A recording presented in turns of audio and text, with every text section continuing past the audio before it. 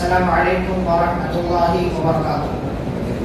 بسم اللہ الرحمن الرحیم. الحمد للہ رب العالمین وبہ نستعین والصلاة والسلام علی رسولہ الامین نبینا محمد وعلی آلہ واصحابہ اجمعین. اما بعد. اللهم إنك عفو تحب العفو فاعف عني. اللهم إنك عفو تحب العفو فاعف عنا.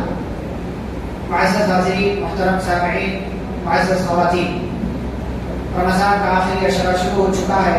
گویا کہ رمضان اپنے اختتام کے قریب پہنچ رہا ہے، اور جب کسی چیز کا خاتمہ ہوتا ہے تو اپنے ختم ہونے سے پہلے وہ پیغام دیتا ہے کہ چاہو تو بنا لو، چاہو تو بگاڑ لو.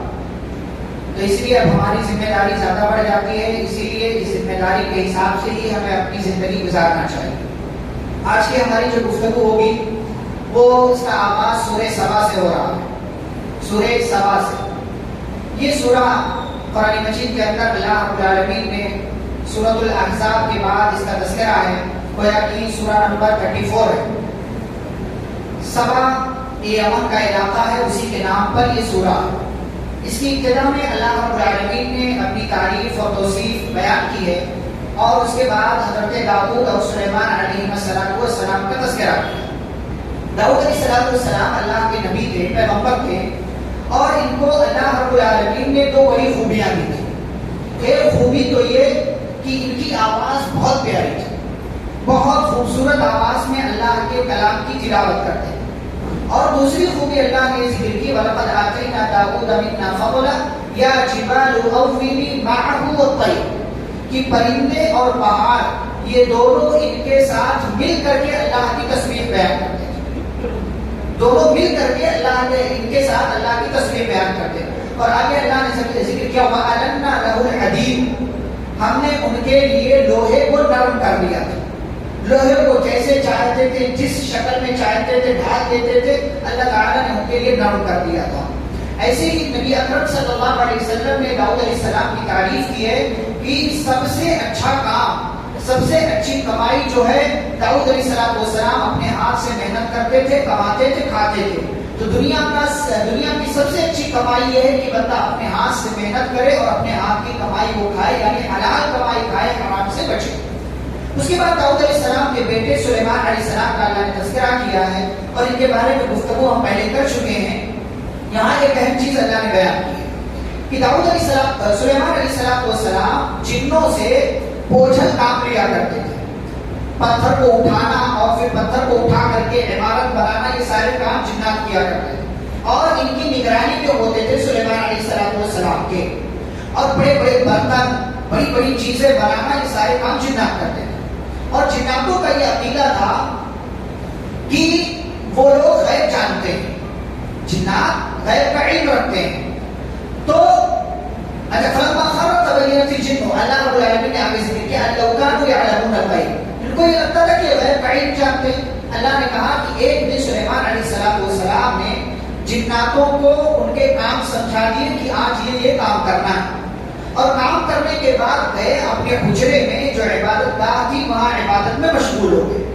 اور سلیمان علیہ السلام کی ایک عادت تھی کہ جب وہ عبادت میں مشغول ہوتے تو کئی دن تک باہر نہیں نکلتے تھے، بلکہ اسی کمرے میں، اسی حجرے میں سوراخ تھا یا جگہ تھی، اسی سے جھانک کر دیکھتے تھے کہ جنات اور جو بھی جس کی ذمہ داری وہ کام ہو رہا ہے کہ نہیں ہو رہا ہے.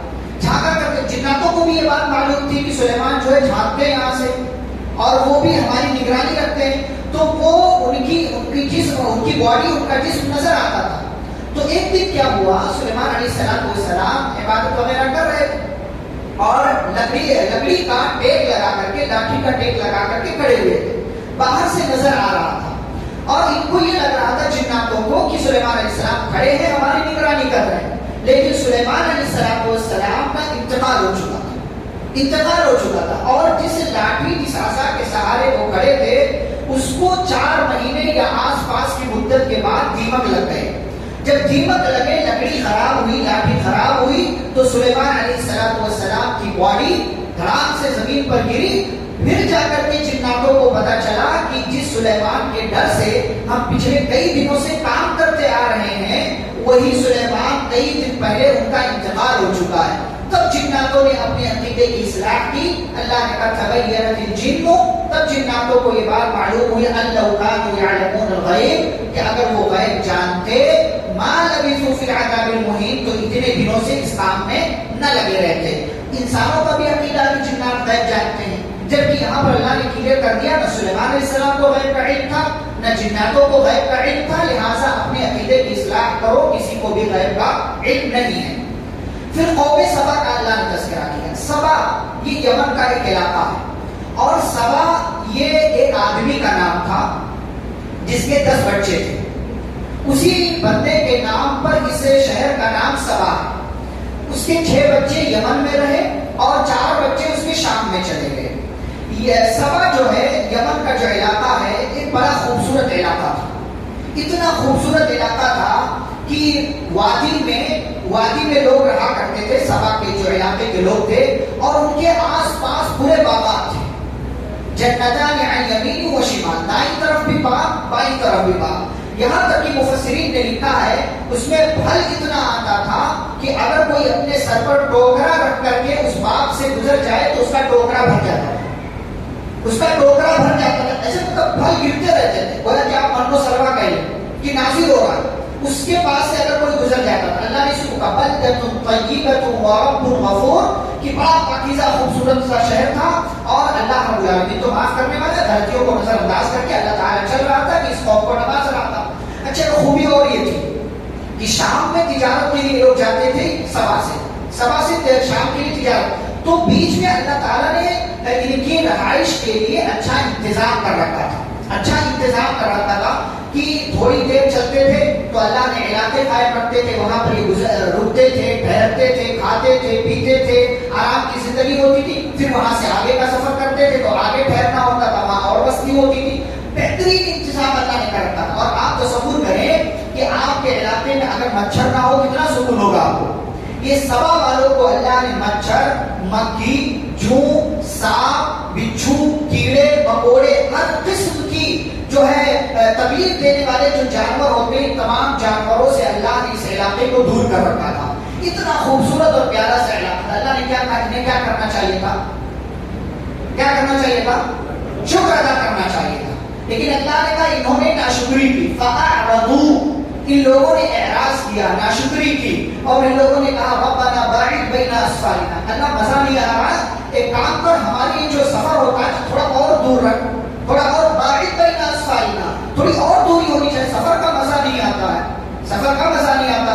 اور وہ جو پھل تھا اس میں اللہ رب العالمین کی ناشکری کر بیٹھے. تو اللہ نے کہا ہم نے اس پھل کو بدمزہ پھل میں تبدیل کر دیا، اس کا مزہ کڑوا ہو گیا. اور ان کو اللہ رب العالمین وجعلناہم احادیثا، ہم نے ان کو کہانی بنا دیا، افسانہ بنا دیا. وجعلناہم ومزقناہم کل ممزق، اور ہر طریقے سے ہم نے توڑ کر کے ان کو رکھ دیا. ان فی ذلک لآیات لکل صبار شکور، اللہ نے فرمایا ان کے واقعے میں ہر صبر کرنے والے اور شکر کرنے والے کے لیے نصیحت ہے. جو ملا ہے صبر کرو، شکر کرو. جتنا ملا ہے اللہ کے فیصلے پر راضی رہنے کے ساتھ ساتھ صبر کرو، اللہ تعالیٰ کا شکر ادا کرو. صبر کرو گے تو بھی فائدہ ہوگا اور شکر ادا کرو گے تو بھی فائدہ ہوگا. لیکن اگر صبر نہیں کیا، جو اللہ نے نوازا اس سے زیادہ چاہیے اور ناشکری کیا، تو بے صبری اور ناشکری یہ دونوں آپ کی زندگی میں برکت کو ختم کر دیتے ہیں اور آپ کی زندگی میں عذاب لے کر کے آتے ہیں. آگے اللہ رب العالمین نے بدعقیدہ لوگوں کا تذکرہ کیا ہے اور پیر اور مرید کا تذکرہ کیا. جیسا کہ کل ہم بیان کر چکے، یہاں پر بھی اللہ نے تذکرہ کیا. مرید پیر سے کہے گا قیامت کے دن لولا انتم لکننا مومنین، کہے گا اگر تم نہ ہوتے تو ہم مسلمان ہوتے، یعنی صحیح معنوں میں ہم مومن ہوتے. آج کیا کرتے ہیں لوگ، جو گمراہ لوگ ہوتے ہیں، بدعقیدہ لوگ ہوتے ہیں، وہ عوام کو گمراہ کرتے ہیں. ایسا کرو تو یہ ہو جائے گا، یہ کرو گے تو یہ ہو جائے گا. اور جو ہے سنت کے نام پر اور شریعت کے نام پر جو ہے لوگوں کو گمراہ کر رہے ہیں. یہی لوگوں سے مرید ان کے جو ہے، جو ان کی بات ماننے والے قیامت کے دن کہیں گے اگر تم نہ ہوتے تو ہم مومن ہوتے. تو یہ پیر لوگ کہیں گے نحن صددناکم عن الہدی، ہم نے تم کو ہدایت کی بات قبول کرنے سے روک رکھا تھا، تم خود مجرم ہو. اپنی زندگی دیکھو، غور و فکر کرو، تم نے اپنی عقل کا استعمال ہے، ہم نے تو اپنا کام چلا لیا تمہیں بیوقوف بنا کر کے. تو ہم نے تم کو تھوڑی روکا ہوا تھا، تمہارے پاس عقل تھی، اپنا کام کرتے سمجھتے. تو یہ لوگ کہیں گے بل مکر اللیل والنہار، نہیں تم ہمیں کس طریقے سے گمراہ کرتے تھے، ہمارے پاس فضیلتیں لے کر کے آتے تھے، وظیفے لے کر کے آتے، یہ وظیفہ لو، یہ وظیفہ لو، یہ وظیفہ لو. تو ہمارے پاس وظیفے لے کر کے آتے تھے اور جو ہے طرح طرح سی فضیلتیں بیان کرتے تھے. ہم اس چکر میں آ گئے، نتیجہ یہ ہوا کہ آج کے دن ہم بھی گمراہ ہو گئے اور تم بھی گمراہ ہو گئے اور اس کا بدلہ ہم کو ملے گا. اللہ تعالیٰ کہتے ہیں ہم ایسے لوگوں کے گلے میں توق ڈال کر کے ان کو جہنم کی طرف لے کر کے چلے جائیں گے اور ان کو جہنم میں ڈال دیا جائے گا. اس کے بعد اسی قسم کی اور باتیں اللہ نے اس سورہ میں ذکر کی ہیں. چھوٹی سی سورہ ہے، اس کے بعد اس سورہ میں اختتام ہوتا ہے تو سورہ فاطر کا آغاز ہوتا ہے. فاطر کا مطلب کیا ہوتا ہے؟ پیدا کرنے والا، بھاڑنے والا. اللہ تعالیٰ ہی آسمان و زمین کا پیدا کرنے والا کا ایک نام کیا ہے؟ الفاطر. الفاطر تو یہ اللہ کا نام ہے. یہ سورہ جو شروع ہوتی ہے اس کی ابتدا میں اللہ نے فرشتوں کا تذکرہ. فرشتوں کے تعلق سے چند باتیں میں آپ کے سامنے رکھوں. فرشتے یہ اللہ کی مخلوق ہے. اللہ نے کس سے پیدا کیا؟ نور سے پیدا کیا. فرشتوں کے سردار کون ہیں؟ جبریل امین علیہ السلام. اور فرشتوں پر ایمان لانا ایسے ہی ہمارے لیے ضروری ہے جیسے ہم اللہ پر ایمان لاتے ہیں. فرشتوں کے بارے میں جاننا ہمارے لیے ضروری ہے کیونکہ فرشتوں پر ایمان لانا یہ ایمان کے ارکان میں سے ایک رکن ہے. اگر کوئی فرشتوں پر ایمان نہیں لاتا ہے تو گویا کہ وہ مومن نہیں ہے، وہ صاحب ایمان نہیں ہے. تو جبریل امین علیہ السلام فرشتوں کے سردار ہیں. اور مشہور فرشتے کون سے ہیں؟ اسرافیل علیہ السلام، سور میں پھونک مارنے کی ذمہ داری ہے. اور اسرائیل، یہ کوئی نبی نہیں. اسرائیل کوئی نبی نہیں ہے اور کوئی فرشتے نہیں ہے. ملک الموت ان کا نام ہے. اللہ نے ذکر کیا موت کے فرشتے لوگ ان کا کسی بھی حدیث میں آیت میں نہیں آیا ہوا، کسی بھی حدیث میں اور آیت میں نہیں آیا ہوا کہ موت کا فرشتہ جو ہے وہ کون ہے؟ اسرائیل نہیں، ملک الموت کا ہی. ایک فرشتے اور ہیں ان کا نام کیا؟ میکائیل. کیا ذمہ داری ہے؟ بارش برسانے کا کام. جنت کے داروغے کا نام؟ جنت کے رضوان.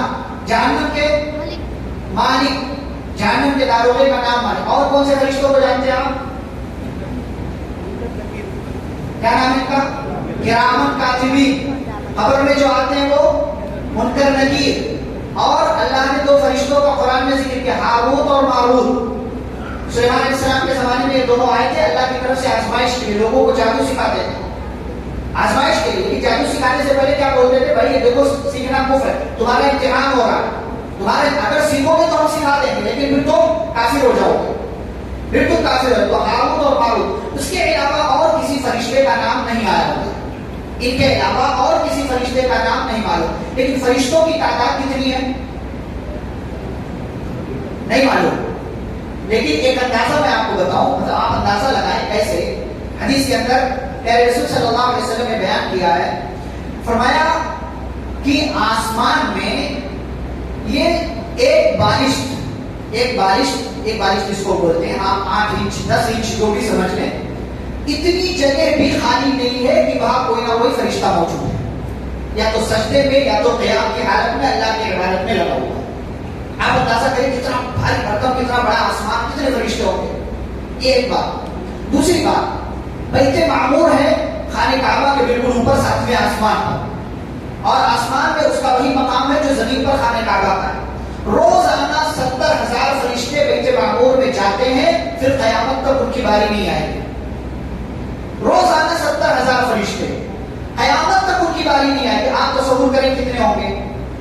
اسی میں ایک اور مثال، پیارے نبی صلی اللہ علیہ وسلم نے حدیث میں بیان کیا ہے کہ قیامت کے دن جہنم کو لایا جائے گا اور جہنم کی 70,000 لگام ہوگی. کتنے؟ 70,000 70,000 لگام رسی. اس کو فرشتے 70,000 فرشتے 70,000 لگام کے ساتھ اس کو گھسیٹ کر لایا جائے گا. اور ہر زمام مع کل زمام 70,000 ملک، ہر رسی ہر لگام کے ساتھ 70,000 فرشتے ہوں گے. 70,000 ملٹیپل کرے 70,000 سے is equal to 4 crore 90 lakh, 4 ارب 90 لاکھ، سوری 490 کروڑ بنتا ہے. 70,000 کو 70,000 سے آپ ملٹیپل کریں, 4 ارب 90 کروڑ فرشتے صرف اور صرف جہنم کو گھسیٹ کر لانے کے لیے ہو. اب آپ اندازہ کریں فرشتوں کی تعداد کتنی تعداد. ان کی خوبی کیا ہے؟ لا یعصون اللہ ما امرهم, اللہ نے جو آرڈر دے دیا نافرمانی نہیں کرتے, جو کام جیسے کرنے کے لیے کہا گیا وَيَفْعَلُونَ مَا يُؤْمَرُونَ اس کو ویسے ہی کر گزرتے ہیں. اچھا, جہنم میں کچھ فرشتے خاص ڈیوٹی پر لگے ہوئے ہیں, ان کی تعداد 19 ہے. ان کی علیہا 19, ان کی تعداد 19 ہے. اللہ کے عرش کو کتنے فرشتے اٹھائے ہوئے رہیں گے؟ 8. وَيَحْمِلُ عَرْشَ رَبِّكَ فَوْقَهُمْ يَوْمَئِذٍ 8 فرشتے اٹھائے ہوئے. تو یہ فرشتوں کے تعلق سے جاننا, جیسے ہم نبیوں کے بارے میں جانتے ہیں, صحابہ کے بارے میں جانتے ہیں, فرشتوں کے بارے میں بھی ہمیں جاننا چاہیے, کیونکہ فرشتوں پر ایمان لانا ایمان کے ارکان میں سے ایک رکن ہے. اس کے بعد اللہ تعالیٰ نے اپنے کچھ صفات ذکر کی ہیں, اور دنیاوی زندگی کے دھوکے میں مت پڑو اس کا تذکرہ کیا ہے, اور سمندر کا تذکرہ اللہ تعالیٰ نے کیا ہے. 2 سمندر آپ جانتے ہیں, وما یستوی البحران, 2 سمندر آپس میں ملتے ہیں لیکن ملنے کے باوجود بھی نہیں ملتے. وَجَعَلَ بَيْنَهُمَا بَرْزَخًا وَحِجْرًا مَحْجُورًا, اللہ نے فرمایا کہ دونوں سمندر کا پانی آپس میں ملتا ہے. هَذَا عَذْبٌ فُرَاتٌ وَهَذَا مِلْحٌ أُجَاجٌ, ایک کا پانی میٹھا ایک کا پانی کھارا, لیکن ان دونوں کے درمیان آڑ ہے, رکاوٹ ہے, دیوار ہے کہ جو انسانوں کو نہ دکھائی دے, لیکن یہ دونوں سمندر کے پانی ملنے کے باوجود آپس میں نہیں ملتے. کیوں؟ کیونکہ ان کو پرمیشن نہیں, ان کو پرمیشن نہیں ہے. ورنہ آپ پانی رکھ دو ملا کر کے, کتنی بھی کوشش کر دو روکنے کی, آپ بیچ میں آڑ بھی بنا دو, کوشش کرو, کہیں نہ کہیں پانی اپنی جگہ بنا لے گا. رشتہ ہوا دھیرے دھیرے ادھر کا پانی ادھر کا پانی ادھر آ جائے. لیکن اللہ کا نظام 2 سمندر, کوئی دریا تالاب کی بات نہیں ہو رہی, سمندر 2 سمندر ملتے ہیں لیکن ملنے کے باوجود, اچھا پانی ملنا تو دور کی بات ہے, ان کا ٹیسٹ بھی ایک دوسرے میں مکس نہیں ہوتا. سبحان اللہ و بحمدہ سبحان اللہ العظیم. اچھا, سمندر کے 3 فائدے اللہ نے ذکر کیے ہیں کہ آگے فرمایا وَمِن كُلٍّ تَأْكُلُونَ لَحْمًا طَرِيًّا وَتَسْتَخْرِجُونَ حِلْيَةً تَلْبَسُونَهَا وَتَرَى الْفُلْكَ فِيهِ مَوَاخِرَ لِتَبْتَغُوا مِن فَضْلِهِ. 3 فائدے کیا ہیں؟ تازہ گوشت ملتا ہے, مچھلی آتی ہے, تازہ گوشت ملتا ہے, اور کیسی کیسی مچھلیاں انسانوں نے دیکھا ہے, کیسی کیسی ایک سے ایک مچھلیاں, کوئی خوبصورت ہے, کسی کا وہ آپ کو نظر نہیں آتا ہے, کوئی بہت بڑی ہے, کوئی اس سے بڑی ہے, کوئی اس سے بڑی ہے, آپ دیکھتے جائیں, تازہ کرتے جائیں, تازہ گوشت ملتا ہے. زیورات ملتے ہیں, ہیرے موتی موگا اور نہ جانے کو ایک سے بڑھ کر کے. اس کے بعد اسی میں کشتیاں چلتی ہیں جو آپ کا سامان تجارت یہاں سے وہاں ایکسپورٹ اور امپورٹ کا کاروبار ہوتا ہے, دھندے کرتے ہیں, تجارت ہوتی ہے, اور اس سے انسان جو ہے اپنی زندگی چمکانے کی کوشش کرتا ہے. 3 عظیم فائدے سمندر کے. اس کے بعد اللہ تعالیٰ یہ ساری باتیں گنوانے کے بعد کیا کہتے ہیں پتہ؟ یا ایھا الناس انتم الفقراء الی اللہ, سب کچھ دیا ہے تمہیں لیکن پھر بھی تم فقیر ہو. کس کے سامنے؟ اللہ کے سامنے. واللہ هو الغنی الحمید, اللہ نے نیاز سے لائق تعریف, سب کچھ پوری دنیا تمہیں مل جائے لیکن پھر بھی تم فقیر ہو. ایک حدیث کے اندر, حدیث قدسی, اللہ فرماتے ہیں کہ اے میرے بندو, اگر تمہارے پہلے کے لوگ بعد کے لوگ سب کے سب ایک جگہ جمع ہو جائیں, سب مل کر کے اپنی مراد اللہ سے مانگے, اور اللہ سب کو ان کی منہ مانگی مراد پوری بھی کر دے, تو اس سے اللہ کی بادشاہت میں خزانے میں ذرہ برابر کمی نہیں آئے. سب کی مراد, آپ کو 1 کروڑ, کسی کو 2 کروڑ, کسی کو 1 لاکھ, کسی کو وہ پراپرٹی, کسی کو بغل, جو کچھ مانگنا ہے مانگو, جو کچھ ما نقص من ملک شیئا, اللہ فرماتا ہے ایک ذرہ برابر بھی کمی نہیں آئے اس میں. اسی لیے کہا یا ایھا الناس انتم الفقراء الی اللہ, مانگنا ہے اللہ سے مانگو کیونکہ تم اللہ کے در کے فقیر ہو. اپنی فقیری اس غنی کے سامنے ظاہر کرو کہ جس کو آپ کو دینے سے کوئی مجبور نہیں کر سکتا. مانگو گے تو ملے گا. کبھی کبھی اللہ بنا مانگے دے دیتا ہے, لیکن کبھی کبھی اللہ انتظار کرتا ہے میرا بندہ جب مانگے گا تو میں دوں گا, جب تک نہیں مانگے گا اپنے بندہ ہونے کا اظہار تو کرے, فقیر ہونے کا اظہار تو کرے. اللہ غنی ہونے کا اظہار کرنے کے لیے تیار ہے, شرط یہ کہ آپ بس اپنی فقیری کا اس کے سامنے اظہار کرنا ہے. اس کے بعد اللہ تعالیٰ نے فرمایا کئی چیزیں ذکر کی کہ اندھا اور بینا دونوں برابر نہیں، اندھیرا روشنی دونوں برابر نہیں، اور سایہ اور دھوپ دونوں برابر نہیں، زندہ اور مردہ دونوں برابر نہیں۔ کیوں بتلانا چاہے اللہ؟ ان اللہ یسمع من یشاء، لیکن اللہ تعالیٰ جس کو سنانا چاہتا اس کو سناتا۔ وما انت بمسمع من فی القبور، قبر والے سنتے ہیں کہ نہیں سنتے ہیں؟ مردہ سنتا ہے کہ نہیں سنتا ہے؟ قبرستان والوں کو سنائی دیتا ہے؟ ارے بھائی بولو، کوئی شک ہے؟ نہیں سنائی دیتا ہے؟ پھر سلام کیوں کرتے قبرستان میں جاتے ہیں؟ قبرستان میں جاتے ہو تو سلام کیوں کرتے ہو؟ نبی کے روضے پر جاتے ہو سلام کیوں کرتے ہو؟ یہاں تشہد میں بیٹھ کر السلام علیکہ ایھا النبی کیوں کہتے ہو؟ مردے نہیں سنتے؟ سنتے؟ اتنی جلدی عقیدہ بدل لو گے بھائی؟ ادھر رہو یا ادھر رہو؟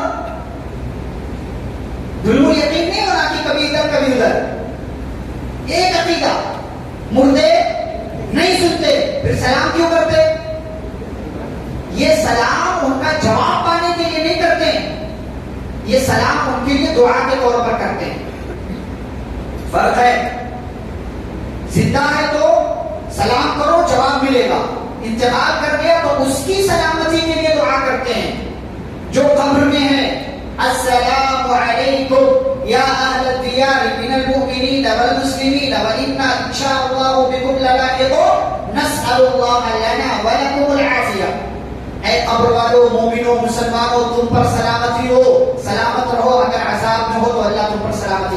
یہ دعا کے طور پر کرتے ہیں، جملے کے طور پر نہیں کرتے ہیں کہ سامنے سے جواب ملے۔ ہم سنانے کے لیے نہیں کرتے ہیں۔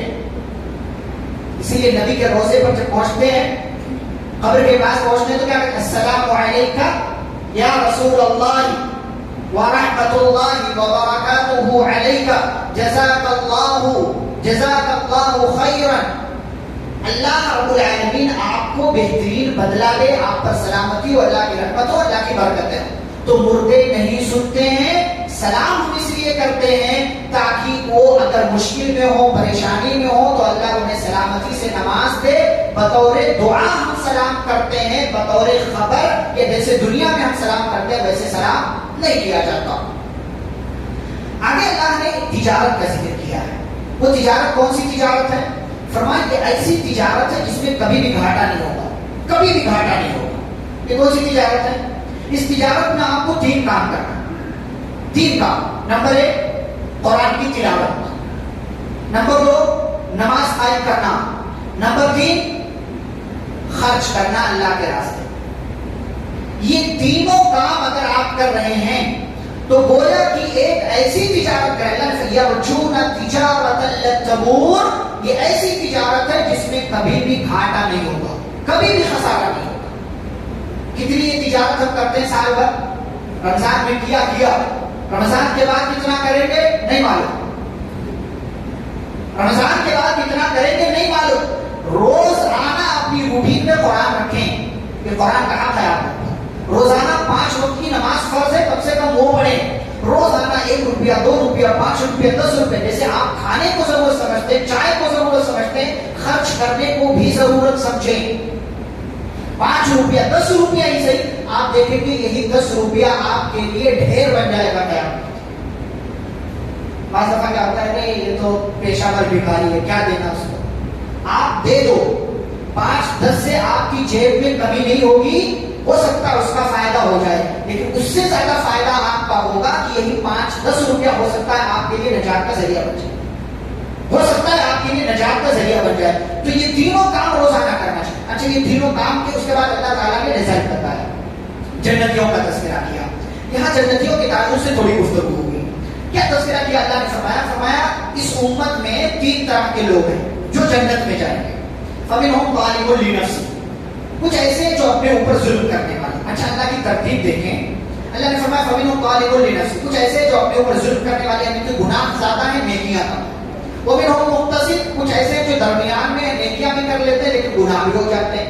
کچھ ایسے ومنہم سابقون بالخیرات باذن اللہ، جو اللہ کے فضل و کرم سے نیکیوں میں بہت آگے رہتے ہیں۔ ترتیب دیکھیں اللہ تعالیٰ کی۔ اللہ تعالیٰ نے کیا پہلے کس کا تذکرہ کیا؟ جس کے گناہ زیادہ ہے، اور سب سے بعد میں کس کا تذکرہ کیا؟ جس کی نیکیاں زیادہ ہیں۔ حالانکہ ہونا کیا چاہیے کہ جس کے پاس نیکیاں زیادہ اس کا تذکرہ کیا ہے، لیکن اللہ نے کیوں کیا؟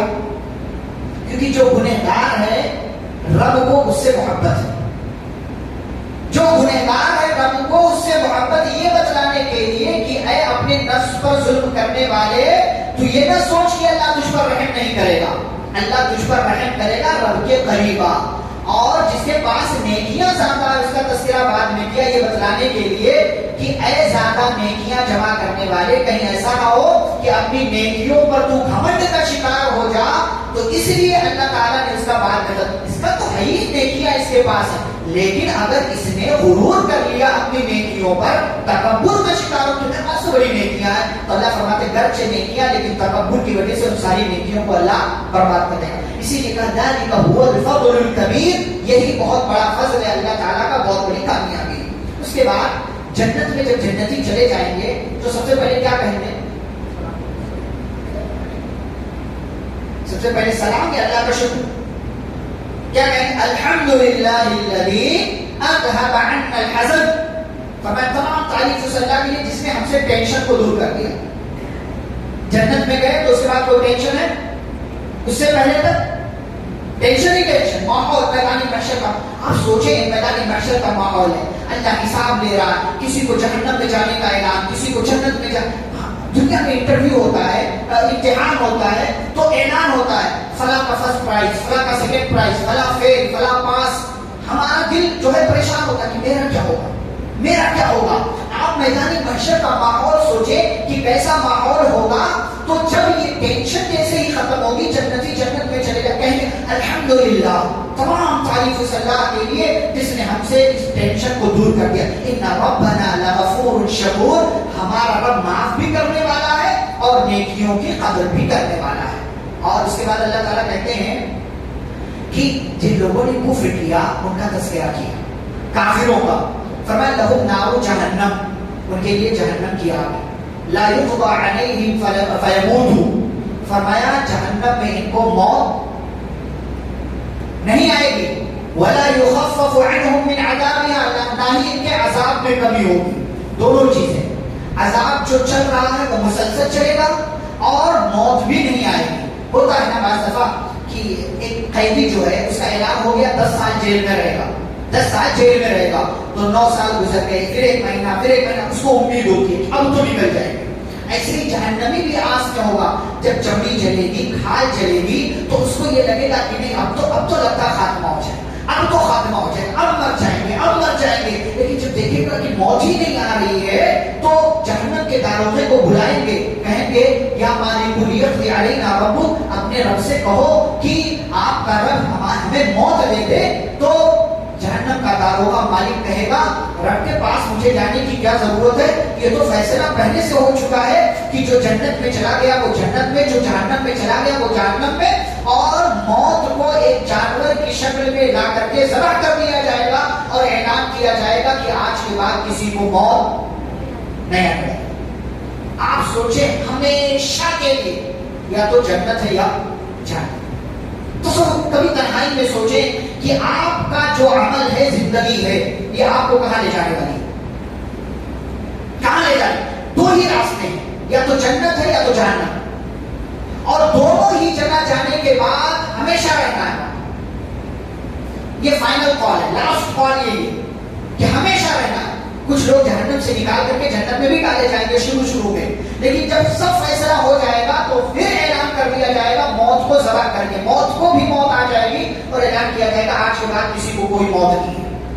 تو جہنمی جب جہنم کے داروغے کا جواب سنیں گے کہ یہی رہنا ہے تو وہ یستریخون فیہا، چیخیں گے، چلائیں گے، زور زور سے آواز سے نکالیں گے، کہیں گے ربنا اخرجنا، جب کہیں گے کہ ارے مالک تو سن ہی نہیں رہا تو وہیں سے پکاریں گے ربنا اخرجنا، اے ہمارے رب یہاں سے نکال دے، نعمل صالح، اچھا عمل کریں گے، نیک عمل کریں گے، غیر الذی کنا نعمل، وہ عمل نہیں کریں گے کہ جو عمل کرتے آئے تھے کر رہے تھے۔ اللہ کیا کہیں گے؟ اللہ بھی جواب دیں گے، لیکن جواب کیا ہوگا؟ اولم نعمرکم ما یتذکر فیہ من تذکر وجاءکم النذیر، کیا ہم نے تمہیں اتنی عمر نہیں دی تھی کہ سمجھانے والا یہاں سے سمجھایا، ڈرانے والا منبر سے ڈرایا، جنت کا بھی تذکرہ ہوا، جہنم کا بھی تذکرہ ہوا. کیا اتنی عمر نہیں ملی کہ تم نے سنا سمجھا اور تم نے اپنی زندگی گزار دی؟ کیا اتنی عمر تم کو نہیں ملی؟ تمہارے اوپر ہم نے حجت قائم کر دی، زندگی دے دیا، نبی بھیج دیا، کتاب نازل کر دیا، علماء کو پیدا کر دیا، ڈرانے والا بھیج دیا، رمضان میں غیر رمضان میں سمجھانے والے آتے رہے، تم نے نہیں مانا. فذوقوا فما للظالمین من نصیر. یہاں رہو، جہنم کے عذاب کا مزہ چکھو، یہاں ظالموں کی کوئی مدد کرنے والا نہیں ہے. یہ اللہ کا قانون ہے. ہمیں ہمیشہ جہنم کے عذاب سے پناہ مانگتے رہنا چاہیے اور جنت کا بلکہ جنت الفردوس کا اللہ سے سوال کرنا چاہیے. اس کے بعد سورہ یاسین کا آغاز ہوتا ہے. سورہ یاسین یہ قرآن مجید کی سورہ نمبر 36. اس سورہ کی کوئی فضیلت ہے؟ کوئی فضیلت ہے اس سورہ کی؟ لیکن لوگ گھروں میں لگا کر کے رکھتے ہیں، دکانوں میں لگا کر کے رکھتے ہیں، ایسا لگتا ہے کہ بس یہی سورہ ہے، باقی کچھ نہیں. سورہ یاسین کی کوئی ایک فضیلت بھی ثابت نہیں، کوئی ایک فضیلت نہیں کہ اس سے بھوکمری کا خاتمہ ہوگا، اس سے فقر و فاقے کا خاتمہ ہوگا، اس سے گھر میں غربت نہیں آئے گی، اس سے برکت آئے گی، یا اس سے کچھ اور کوئی ایک فضیلت بھی ثابت. جتنی فضیلتیں آئی ہیں سب کی سب اکثر تو موضوع ہے، منقرط ہے، اور ان میں سے بعض ضعیف. کوئی ایک فضیلت بھی ثابت نہیں.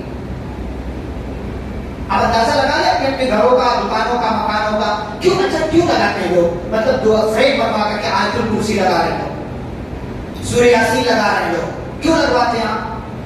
برکت آئے گی اس سے. ابھی اس حوالے سے ایک آیت آئے گی، آگے وہاں تذکرہ کروں گا.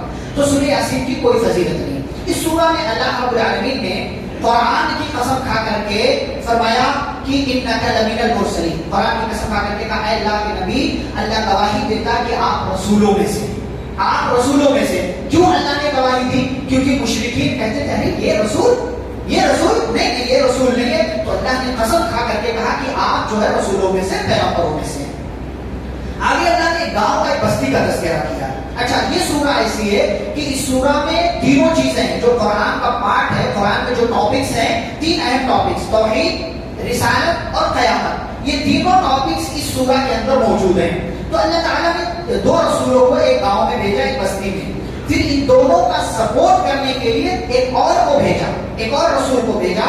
یہ تینوں گئے اس گاؤں میں، اس علاقے میں، اس بستی میں، بلکہ شہر بھی اس کو کہا اللہ نے اسی سورہ میں کہ اس شہر میں گئے تو لوگوں سے کہا انا الیکم مرسلون، کہ لوگوں ہم تمہاری طرف رسول بنا کر کے بھیجے تھے. تو لوگوں نے کہا انتم الا بشر مثلنا، تم تو ہمارے جیسے انسان نظر آتے ہو، تم رسول کیسے ہو؟ اور ہمیں نہیں لگتا کہ اللہ نے تمہارے اوپر کوئی چیز نازل ہے، کوئی چیز نازل کی ہے. ان انتم الا تکذبون، تم جھوٹ بولتے ہو. تو رسولوں نے کہا ربنا یعلم انا الیکم لمرسلون، ہمارا رب جانتا ہے کہ ہم رسول ہیں. وما علینا الا البلاغ المبین، اور ہماری ذمہ داری ہے کہ ہم اللہ کی بات آپ تک پہنچا دیں. تو ان لوگوں نے کیا کہا انا تطیرنا بکم، ہم تمہیں منحوس سمجھتے ہیں. کیوں منحوس سمجھ رہے ہیں؟ کوئی گناہ کیا تھا، کوئی غلطی کی تھی لوگوں نے، رسولوں نے؟ اس لیے کہ رسولوں کے آنے سے کیا ہوتا تھا، کچھ لوگ بات مان لیتے تھے، کچھ لوگ بات نہیں مانتے تھے. تو ایک ہی خاندان میں دو طرح کے لوگ ہو جاتے تھے. تو لوگوں کو یہ لگتا تھا کہ اس رسول کی نبوت ہے. جیسے بعض دفعہ گھر میں کوئی خاتون شادی شدہ ہو کر کے تو پہلے گھر میں کوئی مسئلہ نہیں تھا، مسئلہ شروع ہو گیا تو اس کو منحوس سمجھتے ہیں لوگ کہ جب سے یہ آئی ہے تب سے ہمارے گھر میں یہ بیمار ہونا شروع ہو گیا، یہ ہونا شروع ہو گیا، وہ ہونا شروع ہو گیا. تو رسولوں کے آنے کے بعد بھی ایک معاملہ ہوتا تھا کہ رسولوں کے آنے کے بعد کوئی مومن اور کوئی کافر ہو جاتا تھا. تو اس لیے رسولوں کو منحوس سمجھتے تھے. تو رسولوں نے کیا جواب دیا، کیا کہا کہ بھائی طاہرکم معکم، تم اگر ہمیں منحوس سمجھ رہے ہو نا تو یہ عقیدہ تمہارے ساتھ ہے، لیکن ہم نے تو اپنا کام کر دیا، اپنی بات پہنچا دی. اچھا، اللہ رب العالمین نے وہی اسی شہر میں ایک بندے کو کھڑا کیا.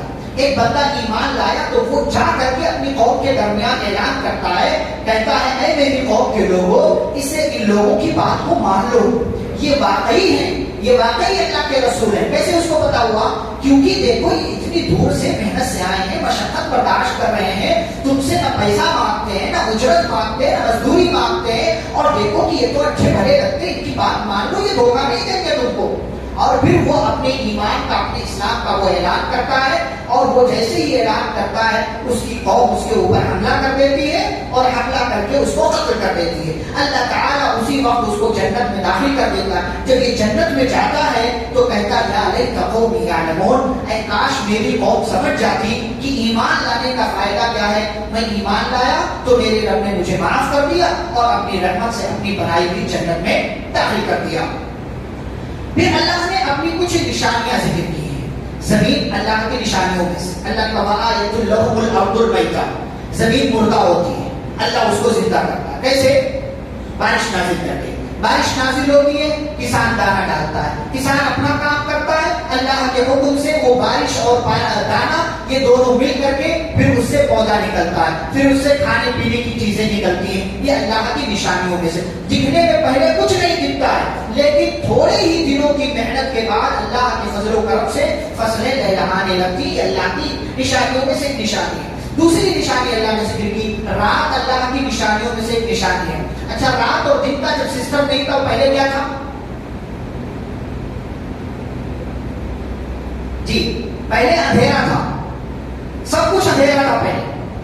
لیکن رات اور دن کا سسٹم بن گیا تو کیا آ گئی؟ پھر روشنی آ گئی. پھر روشنی آئی تو رات اور دن کا اندھیرے اور روشنی کا سسٹم بن گیا. اچھا، اس سے یہ بات بھی معلوم ہوئی کہ آپ کی زندگی میں اکثر اندھیرا ہی رہے گا.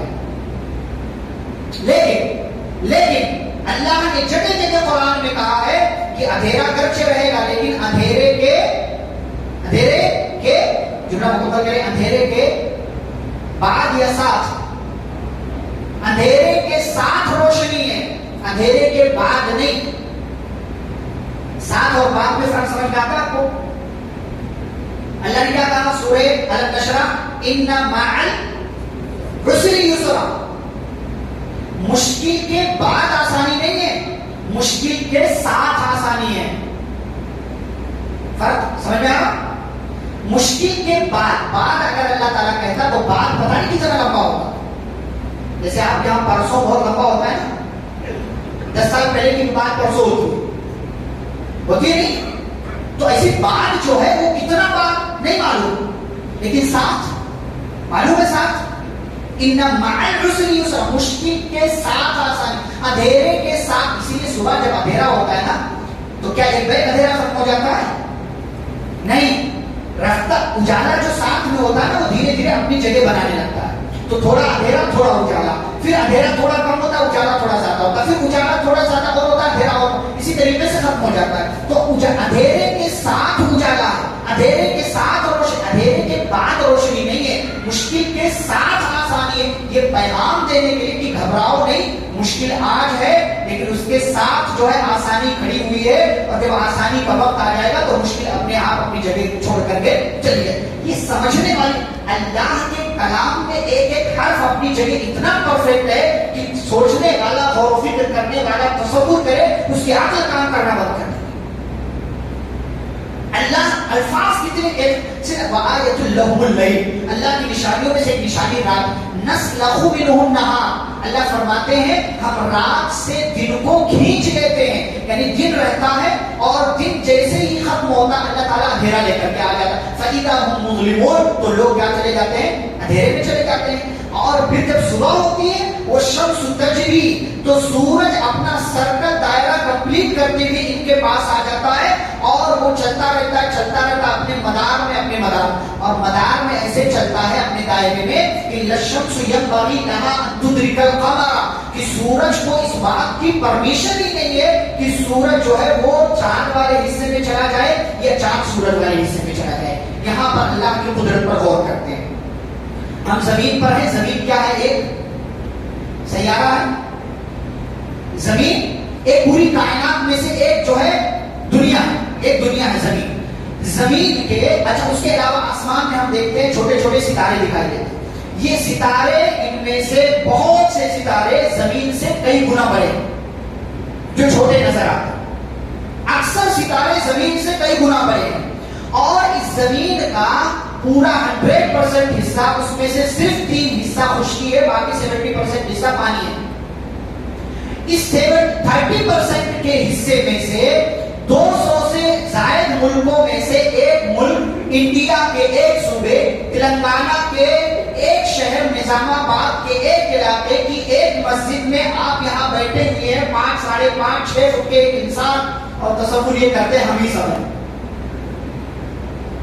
تصور یہ کرتے ہیں ہم ہی سب. اللہ کے نظام قانون کائنات میں غور و فکر کرو. یہ آپ یہ زمین پر ہے نا, یہ 5 ساڑھے 5 6 فٹ کے 1 بیگھا 2 بیگھا اور 1 ایکڑ 2 ایکڑ کی زمین لے کر کے اپنے آپ کو ترہم خان سمجھتے ہو. تمہارے جیسی کتنی مخلوق یہاں کہکشاؤں میں خلاؤں میں یہاں جو ہے سیر کر رہی ہے, اور اللہ تعالیٰ کو اس کائنات کو ختم کر دے کوئی فکر نہیں ہے اس کو. اللہ نے تمہارے ساتھ احسان کیا ہے, عقل دے دی, صلاحیت دے دیا, اس کا صحیح استعمال کر کے اپنے آپ کو اللہ کے راستے پر باقی رکھو. اس لیے کہ یہ کائنات ختم ہو جائے گی, یہ سورج اور چاند لپیٹ لیے جائیں گے, ان کی روشنیاں کھینچ لی جائیں گی, یہ ستارے بکھر جائیں گے, یہ آسمان اور زمین کو اللہ اپنے داہنے ہاتھ میں لے کر کے لپیٹ لے گا. اس آسمان کو اور اس زمین کو اللہ تعالیٰ تبدیل کر کے پوری کائنات کا سسٹم اور نظام جب اللہ چاہے گا درہم برہم ہو کر کے رہ جائے گا. لیکن آج جو دنیا چل رہی ہے, اس دنیا میں جتنے سیارے اور جتنے سیارچے, یہ سورج, یہ چاند, یہ ستارے اور جو کچھ بھی مریخ نہ جانے کیا کیا ہے جو سائنس کی پوری دنیا کے ذریعے آپ کو معلوم ہوا ہے, کتنے لوگ ہیں, کتنے لوگ اس میں بستے ہیں, ان میں سے کسی ایک کو بھی پرمیشن, اجازت نہیں ہے کہ وہ اپنے مدار سے ایک ذرہ 1 انچ بھی اپنے مدار سے آگے بڑھ جائے. لیکن انسان ہر جگہ رب کے قانون کو توڑ کر کے اپنی زندگی, اپنی عاقبت خراب کرتا. اللہ نے یہاں پر یہ نشانی اسی لیے سے کل فی فلک یسبحون, ہر ایک ذرہ کائنات کی ہر چیز اپنے سرکل میں چل رہی ہے, اور چلتے آگے اللہ کا وَنُفِخَ فِي الصُّورِ, سور میں پھونک مارا جائے گا, کائنات ختم, سارے لوگ ختم, قیامت آئے گی. قیامت کو قیامت کیوں کہتے ہیں؟ کیونکہ لوگوں کو اٹھایا جائے گا, ٹھیک ہے, کیونکہ حساب و کتاب قائم کیا جائے گا, کیونکہ ترازو قائم کیا جائے گا. اور قیامت یہ قیام سے کھڑا ہونے سے, اسی لیے اس کو قیامت کہتے ہیں. قیامت قائم ہوگی, اللہ فرماتے ہیں سور میں پھونک مارا جائے گا.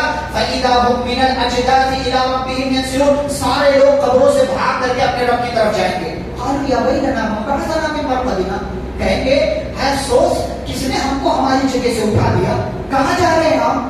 آواز آئے گی هَذَا مَا وَعَدَ الرَّحْمَٰنُ, یہی وہ وعدہ ہے جس کا رحمان نے تم سے کیا تھا. وَصَدَقَ الْمُرْسَلُونَ, اور رسولوں نے جس وعدے کو سچ کر دکھایا. پھر آواز آئے گی إِن كَانَتْ إِلَّا صَيْحَةً وَاحِدَةً, ایک آواز آئے گی, اور اس ایک آواز کو سن کر کے تمام لوگ میدان محشر میں اللہ کے پاس جمع ہو جائیں گے. پھر وہاں پہنچیں گے, ایک اور آواز آئے گی فَالْيَوْمَ لَا تُظْلَمُ نَفْسٌ شَيْئًا, آج کے دن کسی پر کوئی ظلم نہیں کیا جائے گا. وَلَا تُجْزَوْنَ إِلَّا مَا كُنتُمْ تَعْمَلُونَ, ریلیکس رہو, آرام سے رہو, تمہیں صرف تمہارے عمل کا بدلہ دیا جائے گا. پھر جنتی ہوگا, جنتی کوئی ہوگا اور کوئی جہنمی ہوگا. یہ دونوں تذکرے اللہ نے کر دیے. پھر سورہ یاسین کے آخر میں اللہ تعالیٰ نے ایک بندے کا واقعہ بیان کیا. یہ بندہ تھا دنیا زندگی بھر گناہ کیا, لیکن شرک نہیں کیا تھا, گناہ کیا تھا. میں یہ واقعہ سنا کر کے آپ سے نہیں کہہ رہا ہوں کہ آپ گناہ کرو. بعد میں کیا سمجھتا ہے گناہ کرو, اللہ معاف کرنے والا ہے, بخش دے گا. جہنم کے ایک لمحے کا عذاب برداشت کر سکتے ہیں؟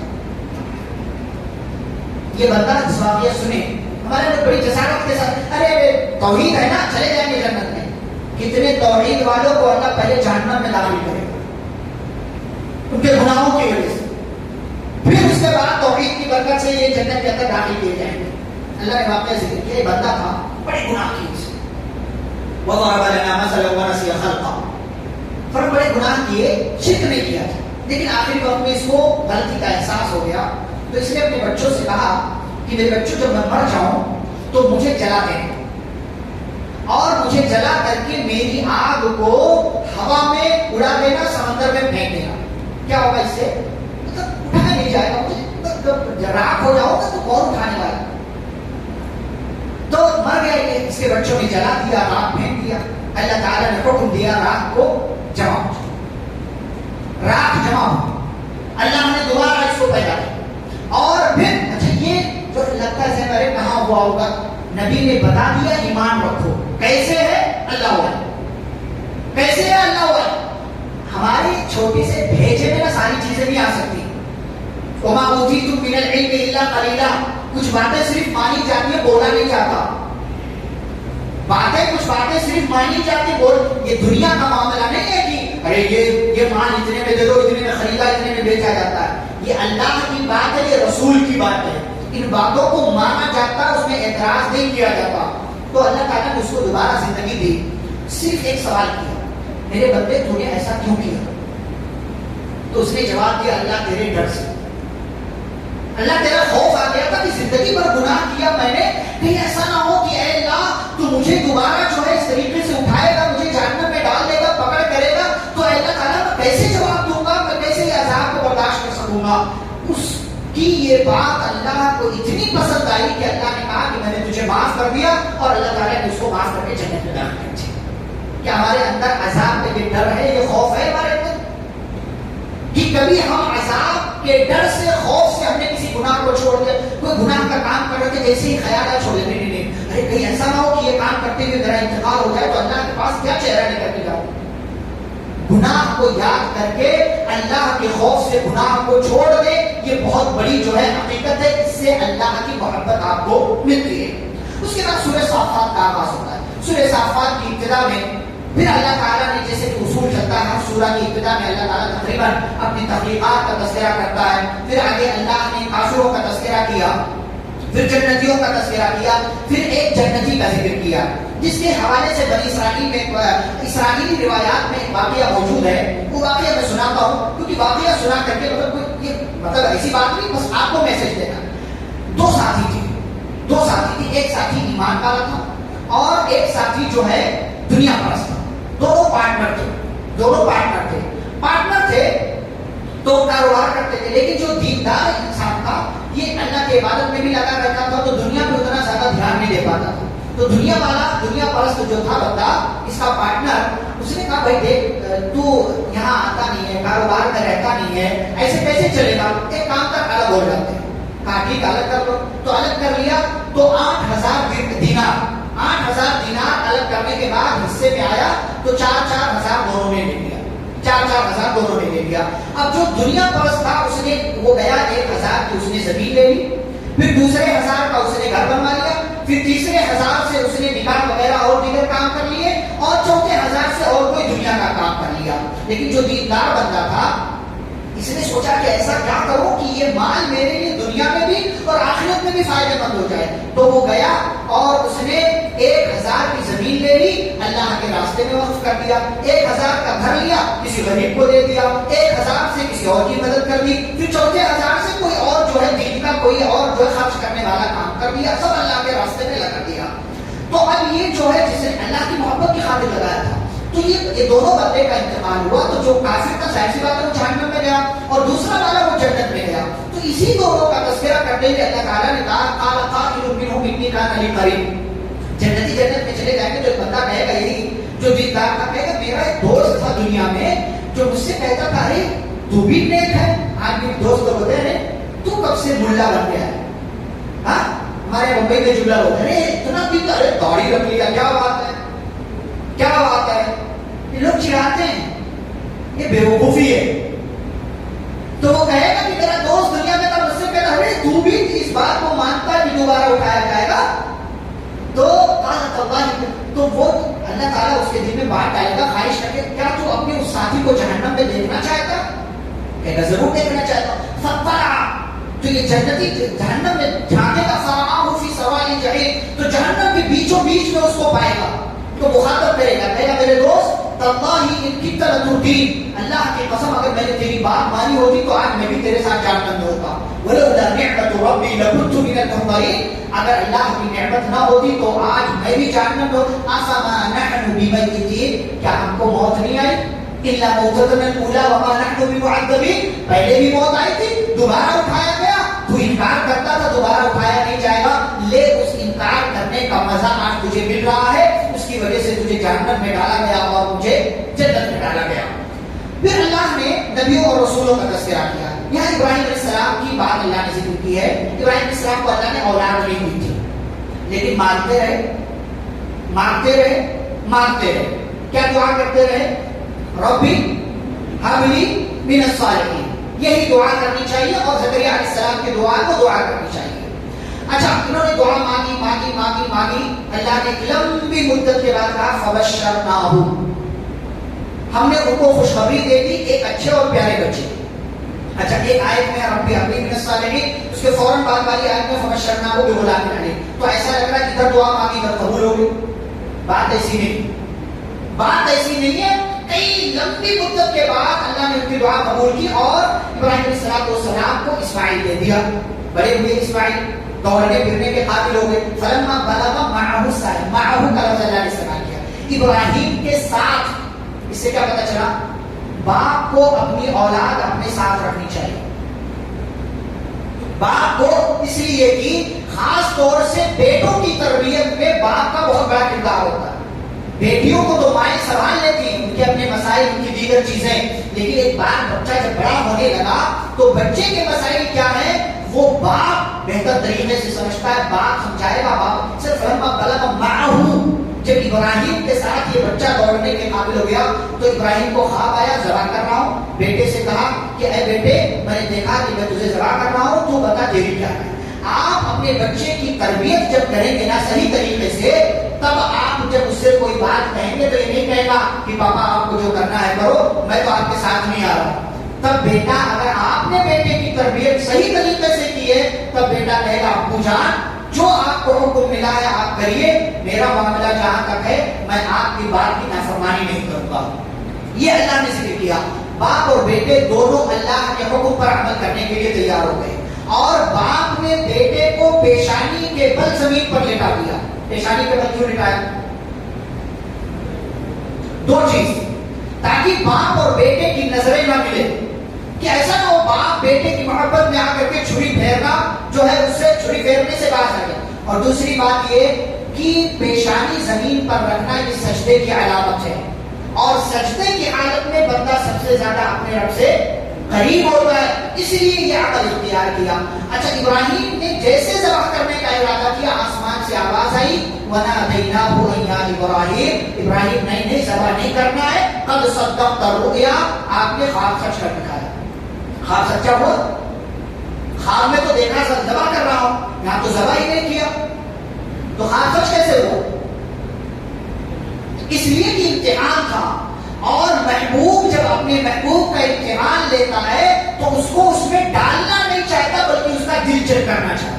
قد صدق، یہی اللہ کا معاملہ کہ اللہ آپ کا مال نہیں چاہتا ہے، آپ اپنا مال خرچ کر رہے کہ نہیں کر رہے یہ نیت اللہ تعالیٰ دیکھنا چاہتا ہے، آپ کا عمل دیکھنا چاہتا ہے. تو ابراہیم علیہ السلام اس امتحان کا ہماری بھی یہی ذمہ داری ہے کہ ہم پیسہ نہ دیکھیں اور دیگر چیزیں نہ دیکھیں کہ ارے یہ تو شیطان ڈالتا دماغ میں، ارے 5,000 دو گے تمہارے پاس کیا بچے گا، غریب ہو جاؤ گے، اتنا دو گے، اتنا مسجد میں دے رہے ہو، تمہاری جیب میں کمی ہو جائے گی، تمہارے اکاؤنٹ میں 1 لاکھ ہے 5,000 دے دو گے 95,000 رہ جائے گا، کمی ہو جائے گی تمہاری. یہ شیطان وسوسہ ڈالتا ہے، لیکن یہی شیطان مردود جب آپ کوئی غلط کام کرے نا تب دل میں نہیں ڈالتا ہے کہ ارے غریب ہو جاؤ، ارے خرچ کرو، مزہ ہے ٹیسٹ ہے. ارے لوگ شادی بیاہ میں کیا قرضہ لے کر کے لوگ شادیاں کر رہے ہیں، قرضہ لے کر کے لوگوں کو کھلا رہے ہیں، تب شیطان نہیں آتا دماغ میں ڈالنے کے لیے. تو اللہ دراصل آپ کا مال نہیں چاہتا، آپ کا دل چیک کرنا چاہتا، یہ اللہ تعالیٰ کا مقصود ہے. سورہ صافات ختم ہوتی ہے، سورہ صاد کا آغاز. کئی ایک باتیں اللہ نے ذکر کی اپنی صفات اپنی خوبیوں کے تعلق. سورہ صاد میں 2 اہم باتیں میں آپ کے سامنے ذکر کروں گا، بعض وقت کروں گا انشاءاللہ. سورہ صاد کی ابتدا میں اللہ نے مشرکین مکہ کا تذکرہ کیا. نبی صلی اللہ علیہ وسلم نے جب انہیں ایک اللہ کی طرف بلایا تو ان لوگوں نے کیا کہا اجعل الآلہۃ الہا واحدا، کیا ہم سارے معبودوں کو ایک بنا لیں؟ ان ھذا لشیء، یہ تو ہمیں ایک اللہ کی طرف آنے کی دعوت دے رہا ہے اور ہم کہاں لات منات عزا ہبل اور جانے کو 360 بت تو خانہ کعبہ میں رکھے ہوئے تھے. اتنے معبودوں کے بعد سارے معبودوں کو ایک کرنے کے لیے کہتے ہیں ان ھذا لشیء، بڑی عجیب و غریب بات یہ کر رہا. اور یہ ایسی بات ہے ما سمعنا بہذا فی الملۃ الاخرہ، کہیں ہم نے سنا ہی نہیں، اپنے باپ دادا کو یہی کرتے ہوئے پایا تھا اور یہ بندہ ہمارے ہی میں سے آ کر کے ہم کو کہتا ہے ایک رب کی عبادت کرو. اللہ تعالیٰ کہتے ہیں کہ یہ لوگ خود اپنی نسلیں اگر دیکھ لیں پیچھے پلٹ کر کے کہ کیسے ہم نے عاد و سمود، قوم لوط اور اصحاب الایکا اور قوم شعیب وغیرہ کو ہلاک کیا، تو ان کو پتہ چل جائے کہ جھوٹ پھیلانے والوں کا انجام کیا ہوتا ہے۔ داؤد علیہ السلام کا تذکرہ اللہ یہاں پھر کر رہے ہیں اور ان کے بیٹے سلیمان کا تذکرہ کر رہے ہیں، دونوں باپ اور بیٹے کا تذکرہ کریں گے۔ داؤد علیہ السلام کے تعلق سے بات اللہ نے ذکر کی ہے اور اس کے ذریعے پیغام میں آپ کو دوں گا۔ داؤد علیہ السلام کا کمرہ تھا، عبادت کرتے تھے وہاں پر، اور باہر دروازے پر پہرے دار کھڑے رہتے تھے کہ تاکہ کوئی بھی اندر داخل نہ ہو جائے، اجازت لے پھر جائے۔ تو جو کمرہ تھا نا اس میں روشن دان تھا، کھڑکی تھی، کھڑکی آپ کہیں کہ وہاں سے دو بھائی جو ہے کود کر کے اندر آئے، دروازے سے آنے کے بجائے اس روشن دان سے آئے۔